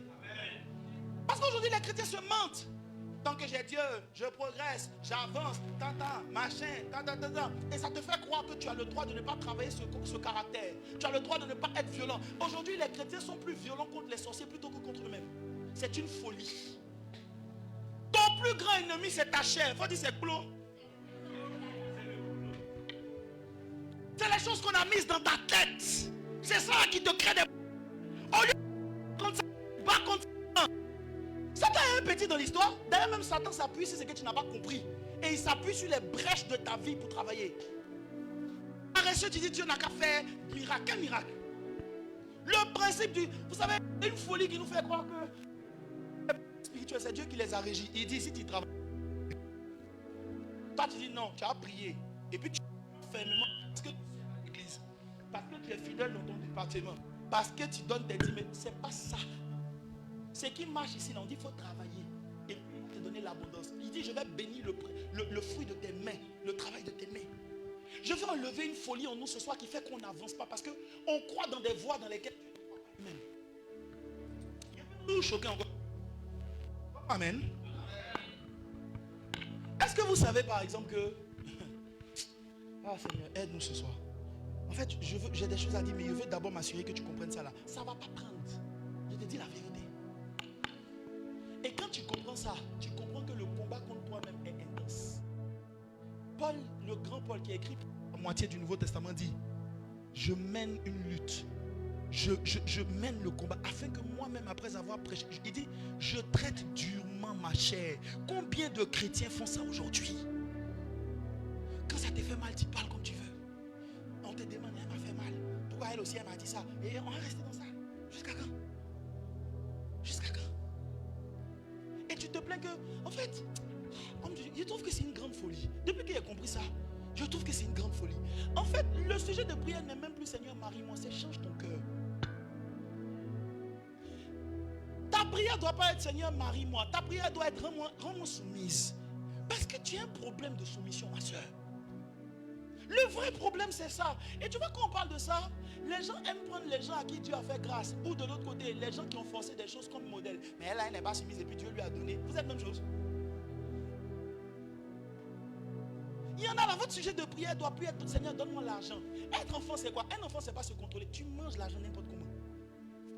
Épargne pour toi, c'est un mot abstrait. Et quand on te parle de ça, moi-même là, il gagne combien et puis épargner. Mon ami, même 1000 francs, c'est épargne. Vous savez, j'ai compris avec Dieu au fur et à mesure des temps que, en réalité, c'est Dieu qui bénit l'épargne. En fait, j'ai compris avec Dieu que quand Dieu veut te bénir, vrai, il te donne d'abord une discipline qu'il te demande de respecter. Quand tu es fidèle dans ça, il augmente tes revenus. C'est Dieu qui augmente les revenus. Toi, tu fais quoi? C'est Dieu qui à un moment donné crée des choses pour que ton argent s'augmente. Pour que quand tu épargnes, tu enlèves tes 10 machins, tu épargnes, il te reste encore de l'argent pour toi-même. Mais avant de faire ça, il te teste. Avant de te donner la dimension où ton argent te suffit, Dieu va te tester dans ta fidélité, dans les petites choses. Tu voles Dieu toujours dans dîme. Tu voles Dieu toujours dans sémence. Toi, tu n'apportes jamais parce que, mon cher, c'est déjà pas beaucoup. Toi-même, là, tu n'es pas qualifiable. Et tu vois, quand on te dit ça, tu veux nous rappeler qu'on a dit dans le programme de prière que toi, tu as touché les milliards. Il faut oublier. Aussi longtemps. Il est dans le bas. Aussi longtemps. Et puis, tu vois, on n'a pas dit que le prieur, l'héritier. Ça veut dire que c'est pour toi. Ton nom est déjà dessus. Mais tu ne peux pas prendre. Il n'y a rien de plus douloureux. T'imagines que pour toi, tu ne peux pas prendre. Mais pourquoi tu es un enfant? Touche et dis-lui grandis. Dis-lui grandis. Et le plan de Dieu pour notre croissance se trouve en Luc 1, verset 80. La Bible dit, l'enfant croissait et se fortifiait. Ça veut dire que ce qui un enfant devient adulte, c'est sa capacité à croître et à se fortifier. Quelqu'un dit avec moi, croître et se fortifier. C'est pareil dans tous les domaines. En fait, j'ai compris que dans tous les domaines où tu es encore un enfant, tu ne vas pas voir la main de Dieu. Tu ne vas pas rentrer dans l'héritage. Dieu m'a dit que je vais créer beaucoup d'entreprises. Tant que tu ne crois pas et que tu ne te fortifies pas, l'entreprise ne va pas voir le jour. Dieu m'a dit que mon mariage va bénir des nations. Tant que tu ne crois pas et que tu ne te fortifies pas, mon mariage ne va pas voir le jour. Et même si ça voit le jour, tu seras frustré. Il n'y a rien de plus mal d'être avec quelqu'un que Dieu t'a dit c'est l'homme de ta vie. Vous êtes mariés mais vous ne voyez pas le fruit de ce que Dieu vous a dit. Pourquoi? Parce que vous n'êtes pas prêt à payer le prix de la mort à soi pour grandir. Il n'y a rien de plus douloureux. On dit Sarah, c'est Abraham, c'est de eux que Isaac doit sortir. Mais elle est stérile. Lui aussi son truc s'élève. C'est douloureux. Et c'est elle comme ça Dieu te dit c'est pas autre chose. Parce que souvent quand on n'accepte pas de payer le prix, on cherche d'autres voies. Parce qu'on n'est pas prêt à payer le prix de se transformer. On n'est pas, oh my God, on n'est pas prêt à se rendre pour pouvoir conserver des gens auprès de nous. On dit c'est pas grave, il n'a qu'à partir. Dieu me donnera quelqu'un d'autre. This is madness. La seule chose qui qualifie que Dieu puisse accepter qu'une chose sorte de ta vie, c'est quand lui-même la permet. Toute grâce que Dieu te donne, si tu n'en prends pas soin qu'elle te quitte, mon ami, tu as l'île. Il faut être prophète. Il faut être apôtre, il faut être chef. Donc tu vas. Si Dieu t'a envoyé un employé avec qui tu dois travailler, qui devait te décharger, et puis Dieu t'a dit, apprends à t'investir en lui. Quelqu'un te dit, non, il est compliqué. Que tu l'as chassé, tu vas l'île. Parce que Dieu ne va pas renouveler. En réalité, remarquez bien, Dieu ne donne pas 2 fois la semence. Dieu donne une seule semence. Et puis il te dit à toi, il faut la multiplier. Donc Dieu te donne quelqu'un, et puis il te dit, il faut t'investir en lui. J'arrive, viens toucher des points tout à l'heure. Des choses qui font qu'on n'arrive pas à croître. Mais tu dois comprendre que c'est important avant de te faire rentrer dans la promesse. Je suis en train de dire à quelqu'un, mais pourquoi depuis là ça tarde? C'est pas que ça tarde, c'est toi qui fais tarder. Mais tu ne veux pas grandir. On a beau tout t'expliquer, tu ne veux pas grandir. Tu veux continuer tellement bon que tu peux vivre. Je dis bien, je n'ai pas dit où c'est arrivé que tu glisses 1 ou 2 fois. Tu as dépassé 2 fois, c'est glissé. Mais tu veux continuer à croire que tu peux vivre dans le péché, dans les bisous, dans les caresses. Tu mens. Ça c'est gâté quelque part. Même si c'était de Dieu au départ. Que Dieu nous aide. Alléluia. Alors je veux te faire une analogie rapide. Quand on dit croître là, on fait référence à quoi? J'ai regardé, j'ai observé, j'ai vu que donc Dieu fait une analogie avec l'enfant. Donc je vais te parler de 4 choses qui favorisent la croissance d'un enfant. La première des choses, ce sont les gènes. Quelqu'un dit avec moi les gènes. Vous savez, voilà pourquoi vous ne devez pas en vouloir à garçon court. Hein? Vous les femmes, vous voulez garçon grand. Là. Parce qu'en réalité, la taille ne dépend pas de lui. C'est de la génétique. Ça veut dire que c'est quelque chose qui est dans la famille, c'est inné. De même, je suis venu te rappeler ce soir que la grande en toi, pourquoi? C'est pas parce que tu es trop intelligent, mais c'est parce que tu viens de Dieu. Ah, quelqu'un ne m'a pas donné la main. Non. Tu vas y arriver, pas parce que tu es forte, parce que la force d'y arriver en toi. Parce que tu es enfant de Dieu. Tu vas réussir, pas parce que tu es trop dangereuse, mais parce que tu es enfant de Dieu. En fait, la première des choses qui stipule et qui atteste que tu dois y aller, c'est parce que les gènes de ton papa même sont des gènes de grandeur. Les gènes de ton papa même sont des gènes d'accomplissement. Les gènes de ton papa même sont des gènes de se réaliser. Dieu n'échoue pas, donc tu ne vas pas échouer parce que ça fait partie de tes gènes. Donne-moi un bon amen. Donc ça c'est la première des choses et il faut en être conscient. Voilà pourquoi il nous dit souvent des choses comme, vous savez, regardez, je vais prendre des exemples de la vie de tous les jours. Si Dieu dit que tu es saint, tu dis que tu es pauvre pécheur, tu ne vas pas y arriver. Ce n'est que 2 phrases. Mais le simple fait de le concevoir comme ça, tu ne peux pas. Oh Seigneur, aide-nous ce soir. Beaucoup de chrétiens ne vivent plus des vies de sanctification pour une seule raison. Ils disent d'eux-mêmes des choses que Dieu n'a pas dit d'eux. Dieu a dit, toi tu dis quand tu me regardes, je suis pauvre pécheur. C'est à cause de ça que tu n'y arrives pas. Dieu dit tu peux y arriver. Dieu met au cœur. On dit par exemple, on vit, on prophétise sur toi. Dieu me dit de te dire, lance ce business. Tu dis non, le temps n'est pas arrivé. Dieu aussi te regarde. Si tu n'as pas la vision de ce que Dieu dit de toi, si tu ne crois pas d'abord dans tes gènes spirituels, dans ton appartenance au Père, tu ne peux pas y arriver. C'est mort même à la base. Parce que ce que nous faisons, c'est parce que tel il est, tel nous sommes dans ce monde. Nous sommes le reflet de qui il est. Jésus dit, je ne fais que ce que je vois le Père faire. Ça veut dire tout ce que le Père a déjà fait. On ne peut rien faire si lui n'a pas fait. On ne peut rien créer si lui n'a pas d'abord fait. Donc ce que je t'annonce, la grande destinée que tu as, c'est parce que lui, il a déjà payé le prix pour toi. Donc tu y arriveras au nom de Jésus. Donc la première des choses, c'est la génétique. La deuxième des choses, c'est l'environnement. Vous savez, Dieu ne joue pas avec cette question d'environnement là. Ce n'est pas juste une question de ce qui te dit de bien ou de mauvais. Il va vous expliquer quelque chose. Donne avis. Quand je te parle ici de l'environnement, viens. Quand je te parle ici de l'environnement, de quoi est-ce que je suis en train de te parler? Les gens que tu fréquentes ont une grande incidence sur ce que tu deviens. Parce qu'en réalité, dans le monde spirituel, l'homme dégage des chaleurs. Il peut prêcher. Non seulement l'homme dégage des chaleurs, mais l'homme se reproduit selon sa race. Et si moi je suis d'une race spirituelle et qu'elle est d'une race spirituelle et qu'elle est inférieure à moi spirituellement, la Bible dit c'est le supérieur qui bénit l'inférieur, elle a intérêt à se frotter à moi. Parce que pendant qu'elle est dans mon atmosphère, elle m'entend parler, elle m'entend prêcher. C'est pas seulement que ses oreilles sont bénies, il y a un transfert de quelque chose. Tu ne peux pas, regarde, toi tu dis que tu veux devenir, comment on appelle ça, le mot là c'est entrepreneur. Il n'y a aucun entrepreneur dans ton vie. Tu n'as personne que tu regardes. Ton entrepreneur c'est par l'esprit. Toi tu pries le matin, tu entreprends. Le matin tu as prié, le soir tu as créé entreprise. Et tu fonctionnes comme ça. Vous n'avez pas compris que la pensée de Dieu d'avoir des gens de la même race que vous dans votre environnement, c'est pour 2 choses. Un, Dieu dit, oh my God, Saint-Esprit. Dieu dit à Marie, l'ange Gabriel viendra, machin, patati, patata, et puis il lui rappelle, mais tu es une petite. Dans le mystère de l'enfantement surnaturel là, tu ne connais pas comment ça fonctionne. Mais il y a ta cousine qui a vécu la même chose. Va vers elle. Ça veut dire que dès l'instant que Dieu t'a parlé, l'une des premières des choses que tu dois chercher, qui sont les gens de ta race? Ah, nous, ce qu'on fait, c'est que quoi? Dieu m'a parlé de business, tu t'as lancé business, ça va échouer. Parce qu'il y a quelqu'un qui est passé là avant toi qui doit t'expliquer ce qu'on fait. Et non seulement il doit t'expliquer, donc ça c'est la partie où il te dit des choses. Mais en plus de t'expliquer, he has to give you something. Il doit te... Il y a quelque... Aucun homme ne peut devenir ce qu'il est s'il n'y a pas une grâce sur lui. Même les païens. Quand je suis dans ce genre d'atmosphère, j'aime relâcher un peu les mystères. Vous savez ce que je crois? Que Kazboum fonctionne avec l'onction d'Arafat. Je crois que quand Arafat est parti, il a dans la terre que Kazboum a récupéré. Pas ça. Parce que quand vous regardez bien, c'est comme si dès qu'il est parti, le petit est monté. Et la Bible nous enseigne ça. La Bible nous dit que c'est lorsque Élie est monté qu'Élisée a décollé. Ça veut dire qu'il y a des gens qui ont des choses à te communiquer. Il y a des gens à qui tu dois te frotter au haut. Il y a des gens à qui tu dois les écouter. Il y a des gens à qui tu ne dois pas faire une semaine sans entendre ce qu'ils disent. Tu ne dois pas faire une semaine sans être dans leur atmosphère. Tu ne peux pas réussir. Et les gars, moi aussi, j'ai beaucoup de messages dans lesquels je crois. Mais s'il y a un message que je crois par-dessus tout, c'est le message du mentoring. Tu ne peux pas devenir ce que tu ne côtoies pas. Parce que les mentors, même les amis, je disais à mon bishop pas plus tard que, écoute-moi, la Bible dit que Saül était roi, mais il a été capable de prophétiser. Pourquoi? Parce qu'il a rencontré une troupe de prophètes. Dis-moi avec qui tu traînes, je te dirai ce que tu manifesteras. Tu sais pourquoi souvent ta vie de sainteté ne démarre pas? Tu n'as que des païens dans ton environnement. Ils déteignent leur atmosphère païennique là sur toi.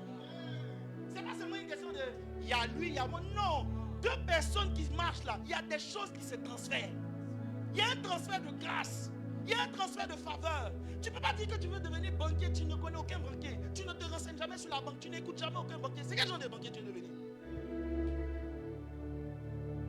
Pendant que Saül qui était roi, et quand vous connaissez les Écritures, vous vous rendez compte que Dieu oignait chaque serviteur pour une mission particulière. Ça veut dire que l'esprit qui était sur Saül ne savait pas prophétiser. Mais dès qu'il est arrivé dans l'atmosphère des prophètes, il a commencé à dire, je vois. j'annonce. Ça veut dire que tu ne deviendras que ce dans quoi tu te meux, que ce dans quoi tu fonctionnes, que ce dans quoi tu te mets, que ce dans quoi tu... Quand tu sors d'ici, va chercher des gens avec qui tu dois te frotter. Va chercher. Et tu sais quoi? J'ai une bonne nouvelle pour toi. Ils ne te plairont pas toujours émotionnellement. Parfois, la personne à qui tu dois te frotter, là, tu la trouves un peu compliquée. Frotte-toi. Parfois, le mentor que Dieu va te donner, il est un peu dur. Reste là. Parce que pendant que tu es là, there is something that he is giving you. Les gars, le monde est spirituel. Je ne vais même pas aller loin. Regardez en politique. La plupart des gens qui arrivent à certains niveaux ont toujours des gens qui ont suivi pendant un temps. Et c'est vrai dans tous les domaines. Tu peux y aller. C'est vrai dans tous les domaines. Tu prends ministériellement parlant, tu vas voir que... Écoute-moi, Pasteur Mohamed Sanogo dit souvent que l'onction a déployé sur lui, c'est l'onction de Kakou Sévéré. Il le dit. Il dit que lui-même, là, il croit que son onction n'est pas encore bienvenue. Que l'onction avec laquelle il fonctionne actuellement, c'est l'onction du pasteur Kakou Sévéré. Pourquoi? Parce qu'il s'est frotté à lui. Tu es une chantre. Tu écoutes qui au quotidien? Pour venir prêcher ici, là, voilà mon bishop, si il va dire, voilà ma bishopette, les voilà. On a des modèles qu'on regarde. La première fois que, écoutez-moi, il veut parler à tous ceux qui aiment le ministère, qui veut, écoutez-moi, la première fois qu'il a dit reçois et puis quelqu'un est tombé. J'étais là, au début il est fait par moi-même. Vous savez, le monde vous détruit en voulant vous donner de vous auto-faire. Le message de l'auto-faire n'existe pas.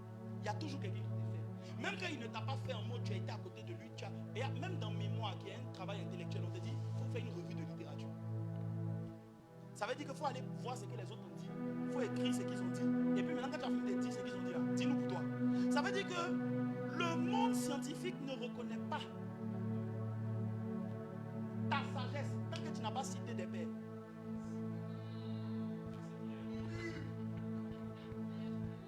Le monde spirituel ne reconnaît pas ta référence. Voilà pourquoi la plupart des temps, on demandait aux gens, de qui es-tu le fils? Ça veut dire, quelle est ton école? Qui t'a formé? Tu as appris auprès de qui? C'est comme si c'est un mode spirituel. Regarde, ce que je vous dis là, il vous dit des choses très profondes. Même professionnellement, Dieu ne fonctionne pas dans des couloirs bizarres comme ça. Non, Dieu a déjà des couloirs. Écoutez-moi, la divinité, je peux t'aider. Tu ne vas rien inventer. Ton genre là, ça existe. Va chercher. Un des problèmes des chrétiens, c'est qu'ils ont l'impression que le mentoring ne doit être qu'avec des chrétiens. C'est faux. Un païen, je peux parler? Païen de chez païen, il est pagan de chez pagan. Peut transporter quelque chose dont tu as besoin. Je vous pose une question. Toute l'aptitude politique de Moïse, là, il a appris ça auprès de qui? Auprès de? Toi, si on te dit d'aller dans certaines entreprises, non, il est mystique. Assieds-toi. Il va pousser même encore pour vous dire quelque chose que je crois. C'est des choses sur lesquelles je me dis souvent, Bishop. Je crois que souvent l'église a tellement été en retard sur certaines réalités que Dieu a donné des manteaux à des inconvertis. Lisez bien les Écritures. Jésus dit des choses parfois bizarres. Il dit, beaucoup des fils de ce siècle ont compris des choses, mais que même les gens du royaume ne comprennent pas. Ça veut dire qu'ils ont compris des choses sur Dieu nous-mêmes qu'on ne comprend pas. Et ils appliquent ça de manière démoniaque, c'est tout. Ils ont compris des choses. Et les chrétiens, tu vois qu'on veut leur expliquer un certain niveau de choses. Il y a ça qu'ici on a élite, donc il n'y a pas peur. Quand on veut leur expliquer un certain niveau de spiritualité, de choses, ils rentrent dans des trucs. Tu as fait ta petite prière.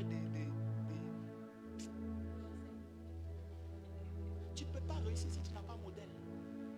Il y a des gens même ici, je connais parce qu'on se parle. Souvent même ton introduction dans le ministère est venue avec des rencontres d'hommes de Dieu dans tes rêves parfois. Tu ne peux pas te faire.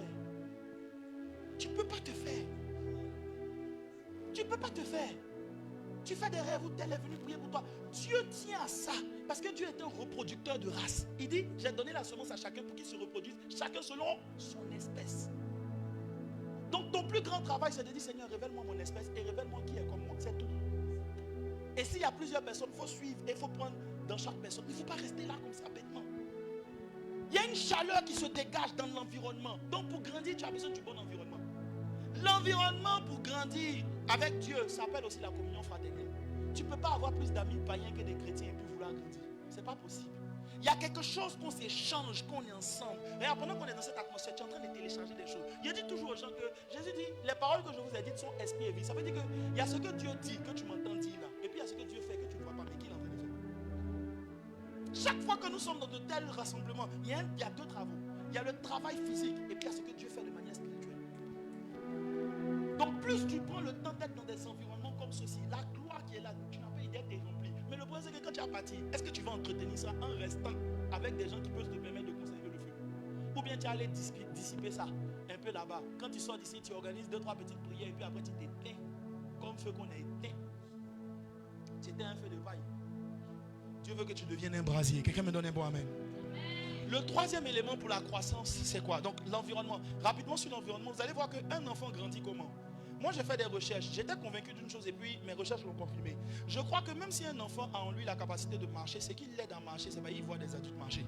En fait, je suis en train de dire que je pense que si tu mets un enfant dans un environnement où personne ne marche, il ne marchera pas.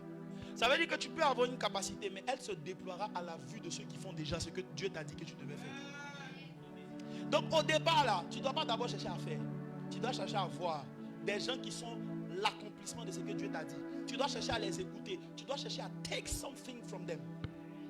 C'est alors que tu deviendras qui Dieu dit que tu dois être. Qu'il en soit ainsi. La troisième chose, c'est l'alimentation. Dis avec moi l'alimentation. C'est que tu manges. Donc garçon court un peu tort. L'alimentation détermine également la manifestation de ton potentiel. Il y a des choses quand tu les manges, c'est qui est à l'intérieur de toi. En d'autres termes, l'alimentation ici, je parle de quoi? La formation. Qu'est-ce que tu laisses rentrer à l'intérieur de toi? Si tu es toujours dans des environnements où on te parle d'un Dieu qui est limité, d'un Dieu qui ne peut pas, toujours dans un environnement où on te dit que le projet que tu as professionnellement, si tu es toujours dans... Regardez, il y a vous dire une chose, hein, beaucoup de mariages ne marchent plus parce qu'il y a une atmosphère des mariages qui ne marche pas. En fait, je suis en train de dire que s'il y avait beaucoup de modèles qui marchaient, beaucoup de mariages allaient marcher. En fait, plus il y a une atmosphère de choses négatives, plus ça déteint. Donc beaucoup de mariages ne marchent pas parce qu'on entend régulièrement, lui là il a divorcé, il a frappé sa femme, lui là il a fait ça. Ça est partout. Ça fait que toi-même là, tu n'as même pas encore marié, que tu as déjà peur de mariage. Tu n'es même pas encore rentré. Et tu vois, c'est bizarre, tu pries pour ça, mais tu as déjà peur de ça. Que Dieu nous aide. Donc tu dois être dans des environnements où on te parle de bonnes choses, où on dit des bonnes choses, où on t'annonce les choses de Dieu pour toi, où on t'annonce qu'un mariage épanoui c'est possible. Arrête d'écouter les choses des grands frères du quartier qui te disent des bêtises. Tu es la somme des formations, des informations qui rentrent dans ta tête. Un garçon qui est là, et mon ami, c'est vrai que peut-être il y a l'esprit des autres dans ta famille, mais tu cherches aussi femme, et tes grands frères t'ont dit qu'on cherche femme. En fait c'est ça. C'est ça. Tu as vu tes grands frères. Ton premier grand frère, il a cherché femme devant toi. Il emmenait toujours des filles à la maison. Ton deuxième grand frère. Donc toi, tu as grandi avec la pensée de quand je grandirai. Là où le petit blanc dit, il a grandi pour devenir astronaute. Toi, tu as grandi pour devenir chercheur de femmes. Que Dieu nous délivre. Donc la formation, c'est qu'est-ce que tu fais rentrer en toi. Qu'est-ce que tu donnes à tes oreilles d'écouter. Quand tu sors d'ici, commence à écouter des choses qui te correspondent. Donne-moi l'amen, s'il te plaît. Je suis en train d'atterrir. Alors, joue-moi un bon truc pour ce dernier point. Le dernier point dont je veux parler, je pense que c'est le plus important. Je vais le toucher et puis on va prier. L'Esprit aide-nous. Le dernier point, quel est le dernier élément que je n'ai pas cité qui participe à la croissance d'un homme? C'est le plus évident. Cité. Qu'est-ce que je n'ai pas dit? Celui qui trouve à une prière spéciale à la fin. Qu'est-ce que je n'ai pas dit? En fait, c'est lui. Non. En fait, c'est lui-même qui fait qu'on grandit. Non. Non. Si entend, il a dit c'est ça. Non. Non. Non. Encore deux réponses. Non. Et vous êtes trop spirituel, descendez. Le sommeil. Non, c'est ça. En fait, ce qui fait qu'on grandit, vous savez que c'est ça? Non, c'est vrai. Quelqu'un qui dort là, c'est quelqu'un qui développe ses tissus musculaires. Donc il y a un âge où il faut beaucoup dormir. En fait, le sommeil aide à grandir. Allez faire vos recherches. Et quand j'ai regardé, j'ai compris. En fait, j'ai compris que ce qu'est le sommeil dans le monde physique, il y a un parallèle du sommeil dans le monde spirituel. Et ce parallèle-là, c'est quoi? C'est le zèle. Viens m'expliquer.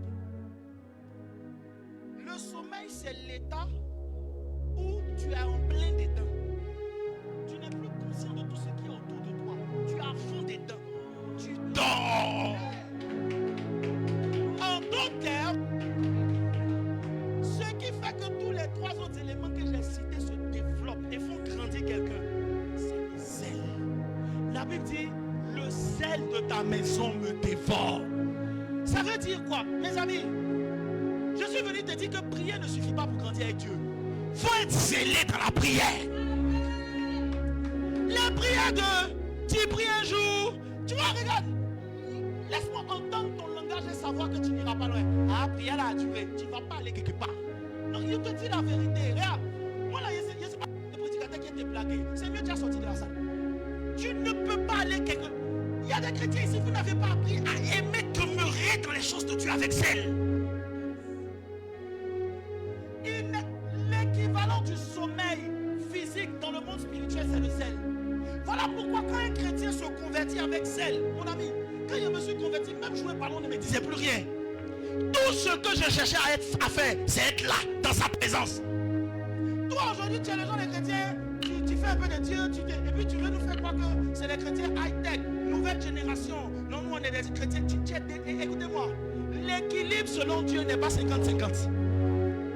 L'équilibre selon Dieu, avec Dieu l'équilibre, 80-20 peut être un équilibre.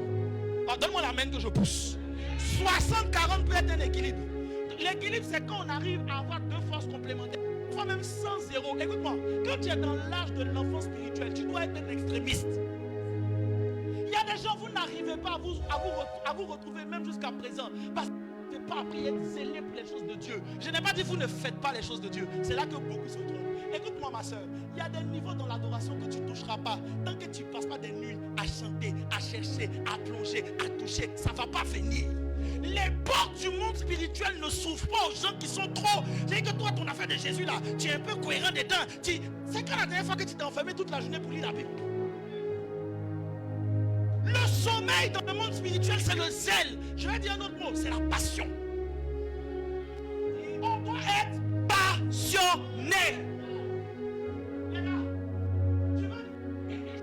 C'est un principe dans tous les domaines. Beaucoup de chrétiens. J'en parlerai. Le thème de l'année qui vient là, je n'ai pas dit, mais ça touche un truc par rapport à ça. Les amis, Bishop, je me suis mis récemment à faire les affiches, les gars sont là. Mais à un moment donné, j'étais omnibulé par ça. Je peux passer mes nuits à faire affiches, à faire le niveau que j'ai atteint un peu de temps. J'ai compris qu'en fait, on grandit lorsqu'on se donne tout entier.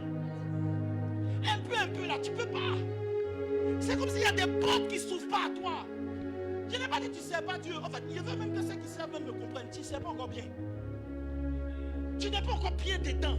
Voilà pourquoi tu restes un chrétien un peu au milieu. Tu comprends les choses de Dieu, tu viens à l'église, mais tu ne fais pas des choses avec l'esprit. Parce que les portes du monde spirituel sont pour ceux qui sont persévérants. Sont pour ceux qui sont là. Sont pour ceux qui sont dedans. Afin de Jésus, on est dedans.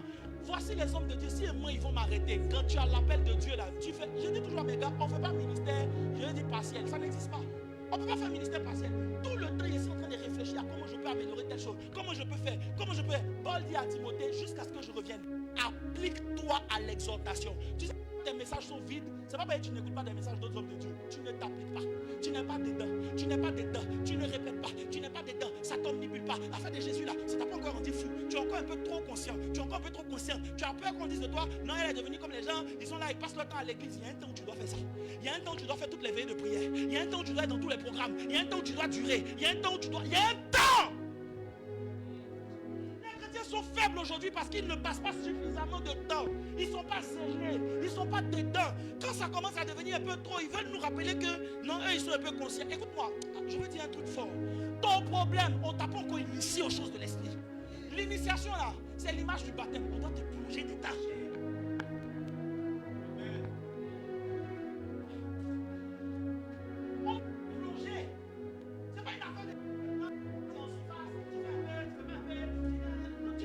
Tu ne peux pas. Regardez mes amis, la Bible qui est là, c'est un livre spirituel.